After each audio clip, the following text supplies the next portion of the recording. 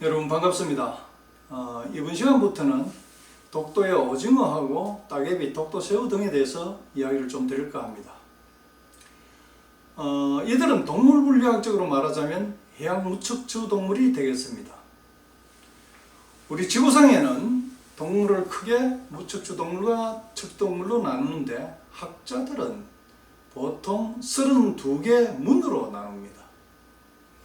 계통분류학적으로 이 32개 문 중에 무척추 동물이 30개 문으로 전체 동물의 약 97%를 차지한다고 합니다. 그 가운데서도 많은 부분 해양 무척추 동물이 차지하는데 오늘은 학자들의 학술적인 이야기는 접어두고 우리와 직접적인 관련이 있는 독도의 해양 무척추 동물에 대해서만 이야기를 하고자 합니다. 지금까지 확인된 바로 독도에는 약 450여 종의 해양 무척추 동물이 서식하고 있는 것으로 확인되었습니다. 우리가 독도에서 많이 볼 수 있고 또 식용으로 잡는 해양 무척추 동물로는 극피동물에서는 해삼, 성게 등이 있고 절지동물류로는 게나 새우, 연체동물류로는 오징어나 문어, 홍합, 고동 따위가 되겠습니다. 이번 편에서는 우선 홍해삼이라고 해가지고 해삼의 한 종류죠. 홍해삼이 속해 있는 극피동물과 독도새우로 유명한 절지동물에 대해서 한번 살펴보도록 하겠습니다. 우선 극피동물. 독도에서 흔히 만나는 것으로 해삼과 성게가 되겠습니다.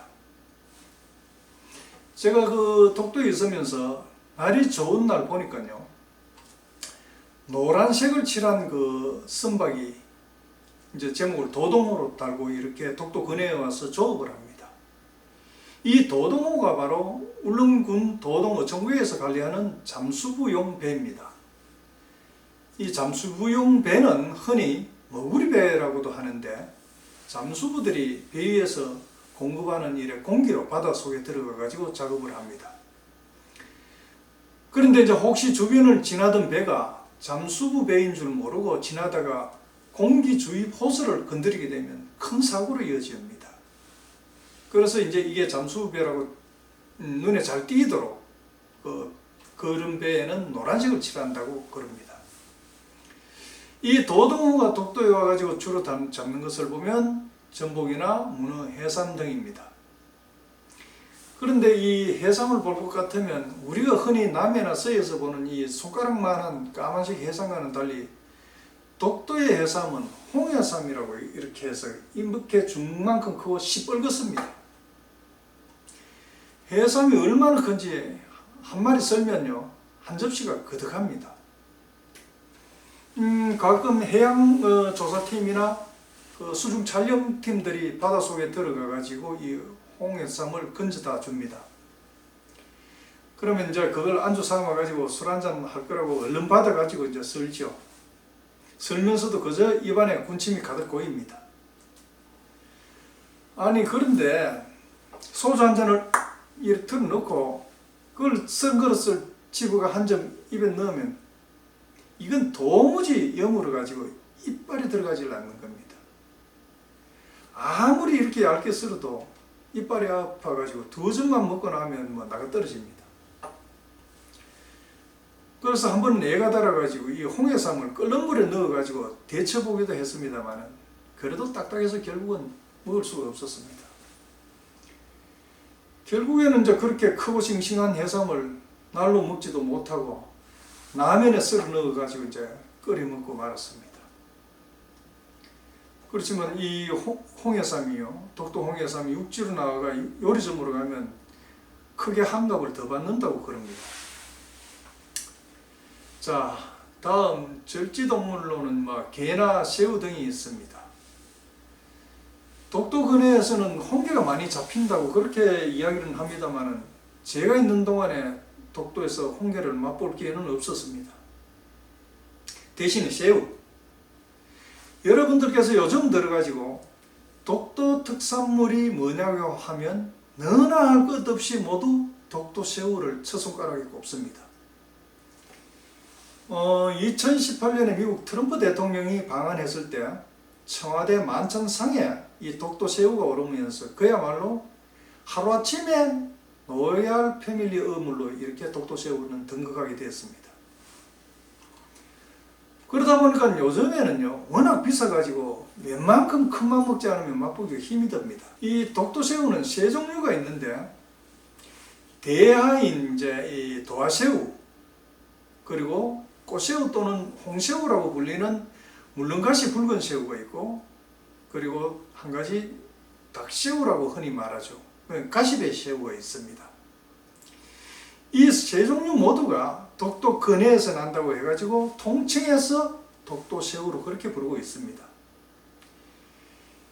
그 가운데서 이제 이 청와대 만찬상에 오른 것은 체장이 가장 큰 이 도화새우로 암컷은 최대 25cm까지 자랍니다.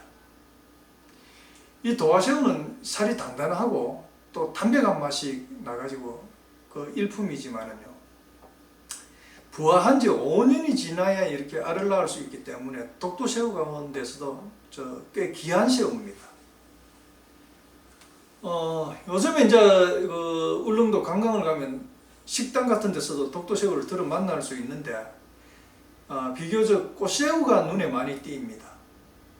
그건 역시 이제 껍질을 까가지고 이렇게 날로 초장에 찍어 먹으면 부드러우면서도 단맛이 많이 나죠. 최근 이렇게 독도새우가 상종가를 치자 울릉도뿐만 아니라 외지배들도 이제 독도로 몰려 들어가지고 1년 내내 새우잡이를 합니다. 근해에 세 곳에 이 새우잡이 포인트가 있습니다. 배들은 약 이제 1500m 되는 밧줄에다가 통발을 약 150개 정도 답니다. 다르가 해저 300m 깊이, 꽤 깊죠. 300m 깊이로 내려가 놓고 기다렸다가 이렇게 건져 올립니다. 그럼 이제 거기에 새우들이 들어가게 되는데요. 울릉도에서는 주로 이제 청금 1, 2호라는 배가 독도새우를 잡습니다. 두 배의 이제 톤수는 합해서 약 30톤 정도가 됩니다. 그런 이제 독도새우가 최근에는 빵으로 재탄생을 했습니다. 울릉도에서 한 업자가 독도새우빵을 개발해가지고 특산품으로 그렇게 판매를 하고 있습니다. 제가 알기로 이분 꽤 고생을 했습니다. 수년의 연구 끝에 이제 완전히 그 제품화 해가지고 지금부터 열흘 전입니다.